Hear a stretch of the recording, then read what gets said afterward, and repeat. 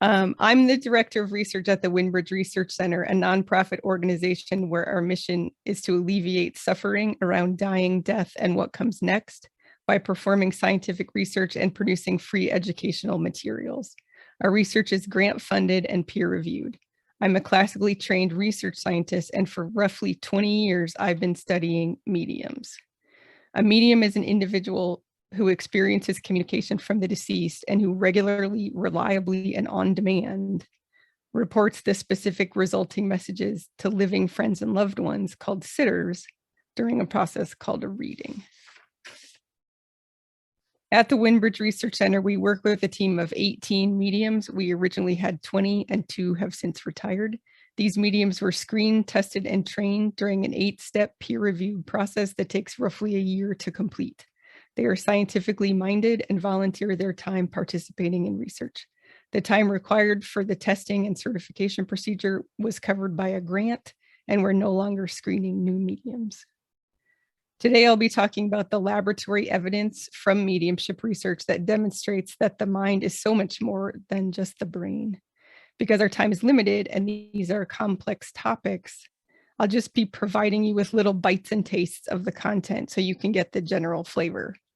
I'll also be pointing to further free resources so you'll be able to gorge yourself at a later time if you want to do that. This is disconcerting. I can't hear you all. I hope that you're laughing at my jokes. I am. There are many ways of knowing, including inference using logic to draw conclusions, and experience or observation, which can be tremendously evidential for individuals, but cannot be generalized to others or to society. Using the scientific method to acquire generalizable knowledge is widely considered the most valid and reliable method. Science combines the methods of inference and experience to collect verifiable evidence.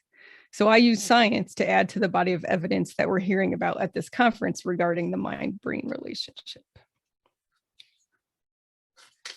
The evidence from mediumship research demonstrating that mind is greater than brain comes from 2 directions. First, mediums can report accurate information they could not have acquired using the physical sensory methods of the brain. Second, they experience receiving that information as communication from a consciousness that has survived the permanent death of the brain. Let's unpack those. And don't worry about these details. I'll cover the important pieces in a moment and also point you to the buffet for further sustenance. The basics are that our accuracy testing protocol, as well as the accuracy scoring data we collect and analyze, are complex. We could talk about these alone for 3 days. So we'll just get the general flavor here. If you're interested, there are several free resources available that you can munch on later. I'll bring these feast slides back up at the end. To test medium's accuracy, we use a fully masked or blinded protocol. The terms masked or blinded refer to the inclusion of practices that prevent different participants from having access to different types of information.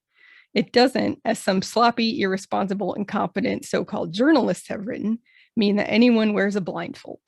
We prevent the medium from knowing about the sitter, so the medium is blinded or masked. Our protocol addresses the normal explanations for the source of medium's accurate readings, including fraud, cueing by the experimenter, rater bias, and cold reading, including statements so general they could apply to nearly anyone. Let's dig deeper into the protocol. The Windbridge protocol uses 5 levels of blinding or masking, so we often refer to it as quintuple-blind. The readings take place over the phone between a blinded experimenter and a blinded medium. I could use the term masked medium, but that sounds like a superhero. Each medium reads for 2 deceased people of the same gender, and the readings are audio recorded. The 2 associated absent sitters do not hear the readings as they take place. There are 2 other blinded experimenters interacting with the participant at other steps in the protocol. So the medium, the sitter, and 3 experimenters are the 5 levels of blinding. The readings are transcribed and formatted into numbered lists of items by a blinded experimenter, me, who doesn't have information about the deceased targets or the absent sitters. The 2 readings are sent to each of the 2 absent sitters who are blinded to which was intended for their deceased loved one. Without knowing which is which, each sitter scores the readings intended for them, called a target, and a reading intended for the other sitter, which serves as a decoy, again, not knowing which is which. The sitters then score each reading for how well it reflects their own loved one. Different studies collected different scoring data, but this data may include item scores, whole reading, or global scores, and choosing which reading of the two is generally more applicable. So why do we do it this way? Why these 5 levels of blinding? Well, it's to address the alternative explanations for the accuracy of a medium statement. For example, because the medium has no knowledge or access to the sitter prior to the reading, this protocol addresses fraud because the medium can't look up anything beforehand and do what's called hot reading, which is using the information they looked up to create a seemingly accurate reading. Because the experimenter serving as a proxy for the absent sitter is blinded to information about the sitter and their deceased loved one, they cannot cue the medium inadvertently or intentionally. By having each sitter score 2 readings, this addresses what's called rater bias. Some people have a tendency to score most of the items in a mediumship reading as accurate, and some people score few items this way. In addition, if someone knows a reading was intended for them, they might find more items relevant. When we analyze the data, we compare the scores sitters gave their own target readings to scores they gave other sitters' decoy readings.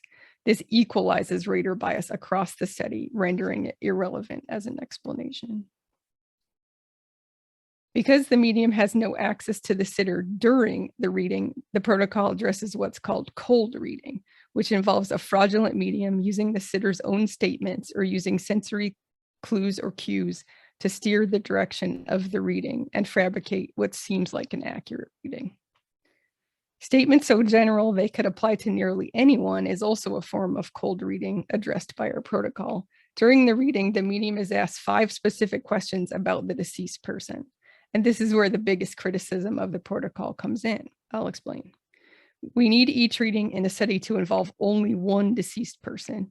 In order to help the medium focus on that person, ensure they're connecting with the right person, and as a kind of permission from the absent sitter to connect with their loved one, we give the medium the first name of the target deceased person at the start of the reading. The criticism is that the mediums have memorized actuarial tables about the popularity of first names, and when I give them the first name at the start of the reading, they call to mind, or nowadays they could look it up online, I guess, the probable age of people with that name and make educated guesses about those people in order to fabricate an accurate reading. Nowadays, oh, I said it. I did write it in here. Nowadays, these fictional fraudulent mediums could look this up on their cell phones, I guess. There's no evidence that any of the mediums on my team have ever done anything like this or that it is even possible. That does not stop the naysayers from continuing to posit it as a logical possibility, but let's test out its plausibility right now. Let's use the first name George, which has steadily declined in popularity in the US since 1880. So there's no real way to determine a probability for how old someone named George is. At the start of a scheduled reading, I would give the medium the name George and then ask them to answer these questions. What did George look like in his physical life? Describe George's personality. What were George's interests or activities? How did George die? And what specific messages does George have for the absent sitter? But all people named George are exactly the same, right? And we can easily answer these questions about any George, just like these deniers say, right? It's someone like this, right? Or wait, someone like this. Maybe like this. Or this. Or this. Or this. I hope you're laughing. I mean, maybe you'd have a 50-50 shot if you said something about a microphone for the interests or activities question. But other than that, these men are all over the map regarding just physical and personality descriptions. But to also provide specific messages to their loved one, I just don't see it. What about a different name? Let's look at a couple people named John who were born around the same time. They should be similar enough for us to answer all 5 of those questions about them, right? Not so much. The Beatle John Lennon did not have much in common with Republican Senator John McCain, even though they were born within a few years of each other. So although this criticism gets thrown at us a lot, we don't think the names provide enough information to answer the questions accurately. And because it is possible for anyone to have mediumistic experiences, it's not really possible to test this baseless theory using alleged non-medium control participants. So let's move on. The data we collected from 58 quintuple-blind readings by 20 pre-screened mediums demonstrated statistically significant evidence that certain mediums can report accurate and specific information about the deceased. For example, the average item percent accuracy scores given to target readings was significantly higher than the average of scores given to decoy readings. That is, blinded sitters scored readings performed by blinded mediums interacting with a blinded experimenter for their own deceased loved one, called targets, as more accurate than readings for other sitters' loved ones, called decoys. Similarly, when asked to make what's called forced choice, blinded sitters were able to choose their own target reading statistically more often than they chose decoy readings. We could expect 50% of sitters to choose their own reading by chance alone, but in these 58 mediumship readings, 66% did. These types of accuracy scoring data demonstrate a process we call anomalous information reception, or AIR. These pre-screened mediums can report accurate and specific information about the deceased without prior knowledge, with no feedback during or after the reading, and without using fraud or deception. If these mediums were only using their 5 physical senses and minds trapped inside skulls, that would be impossible. So this data collected under controlled laboratory conditions demonstrates that the mind can function beyond just the jobs a brain can do. The competing philosophical explanations for the source of the information mediums report is complex. So again, we'll just take a taste. Either the mediums are psychically acquiring information about the deceased, or they are communicating with the deceased. We think of it as retrieve, which just requires one person, the medium, or receive, which requires 2 people, the deceased sender and the medium receiver. The content of a mediumship reading can never break this tie. Is it retrieve or is it receive? Whatever mediums say, it can logically be information actively retrieved or passively received. For example, if a medium reports something somewhere knows, that can be explained as the medium psychically reading that person. If a medium describes an event that hasn't happened yet, that can be explained as psychically reading the future. Either of those cases can also be explained by communication with the deceased. So to get past the stalemate, we use what's called phenomenology, which is the study of experiences as they are experienced by the experiencer. We performed several qualitative and quantitative peer-reviewed studies with nearly 130 mediums and found that receiving communication from the deceased feels different than retrieving information psychically. This is true even under randomized, counterbalanced, and blinded conditions with pre-screened participants. We have a paper coming out in IANDS Journal of Near-Death Studies that details our most recent findings. Overall, this line of research demonstrates that it's not black and white. They are not always doing one or the other. There is much complex gray area. There are many similarities between the experiences of retrieving psychic information and receiving communication from the deceased. They are, after all, both psychic abilities that transcend the brain. There are, however, many differences between the two. For example, when describing the 2 types of experiences, one Windbridge medium noted, a psychic reading is like reading a book, a mediumship reading is like seeing a play. Other descriptions from Windbridge pre-screened mediums were, in a mediumship reading, it feels like someone is talking to me. Psychic readings, it's information about someone. And with mediumship, I get to meet new people all the time. Psychic information is boring. These comments reflect what we found when we surveyed an additional 122 mediums about their experiences. For example, don't worry about these numbers, just get the flavor. When we analyzed their descriptions of mediumistic in purple on the left and psychic in green on the right, experiences using text analysis software, we found that descriptions of mediumistic experiences contain more words in red, describing interpersonal relationships, the multiple sensory modes involved in the experience, food and cooking, the past, and spirituality than did descriptions of psychic reading experiences. Conversely, descriptions of mediumistic communication contain significantly fewer words in blue, describing a cognitive process that suggests that mediumship communication may be more intuitive than analytical when compared to psychic readings for the living.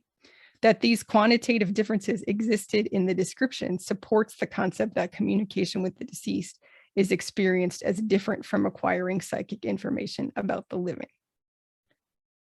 We also used an instrument called the PCI that quantifies 26 different dimensions of consciousness and found that under blinded conditions, when compared to psychic readings, pre-screened mediums' experiences of receiving communication from the deceased involve statistically significantly higher levels of the feelings of love.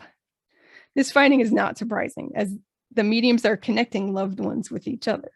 In describing this aspect of love, one medium in our research shared this. In mediumship readings, there's more of a loving feeling. When I connect with somebody on the other side, everything's happy and great. I feel like I don't know who I am anymore. I lose myself. I lost my place? Sorry. My identity is gone. Who cares who I am? I'm just part of the universe. I'm part of love energy. It's like I'm connecting with that sacred love, that universal love on the other side, even though it's just in little tiny bits for a moment. Reading psychically is very different. I'm more aware of myself. It's more grounded. It makes me feel alone. If you'd like to learn more about our research examining mediums' experiences, several free resources are available. And again, I'll share these again at the end. The bottom line from the phenomenology research is that the best explanation for the source of a medium's information is that they are receiving communication from a consciousness that has survived permanent bodily death. This is an empirically supported conclusion, and until empirical research collected under controlled conditions demonstrates something different, this matter has been settled, no matter what philosophers in my field, talking about mediums from the 1800s, are saying. So the answers to the mind-brain question from evidential mediumship research are that, based on the controlled laboratory accuracy testing, mind can function beyond the brain, and based on qualitative and quantitative phenomenology research, mind survives death and can communicate with the living. And this finding is in line with spontaneous cases of people experiencing continued connections with their loved ones after the death that Dr. Cooper and his colleagues collected, as well as the widespread phenomena from cultures all over the world for eons that our ancestors and loved ones are still with us and can communicate with us individually and with people like shamans serving that purpose specifically for the community. It just makes the most sense and is the conclusion best supported by the modern empirical data. A bonus finding is that love between people continues to function even past death and remains so palpable that mediums under blinded laboratory conditions can feel it. I think this is the most important piece. In our mission to alleviate suffering around dying, death, and what comes next, the Windbridge Research Center is primarily concerned with how these findings can be used to provide people grieving the death of a loved one or facing their own death the solace and comfort they need. We find this more relevant than taking time to defend against dogmatic fanatics claiming all mediums and all experiences are lying or delusional, or to argue with skeptical colleagues. I've got better things to do and think helping people is a more honorable life's purpose than arguing, though I do like to argue. In closing, I want to thank the Medium and Sitter research participants who volunteered in our research, the other researchers that collaborated with me, the Bial Foundation, which has funded the majority of our research studies, the wonderful people who continue to donate to the Windbridge Research Center to help support non-study-based projects like presenting at conferences like this, the IANDS Symposium organizers, Jan and Darren, and all the behind-the-scenes people making everything possible. I'm so honored to be part of this symposium, bringing all these answers together in one place. I also want to thank my partner in science and in life, Mark Bacuzzi, for keeping our dogs occupied while I worked on and gave this presentation, and generally taking care of me for close to 17 years.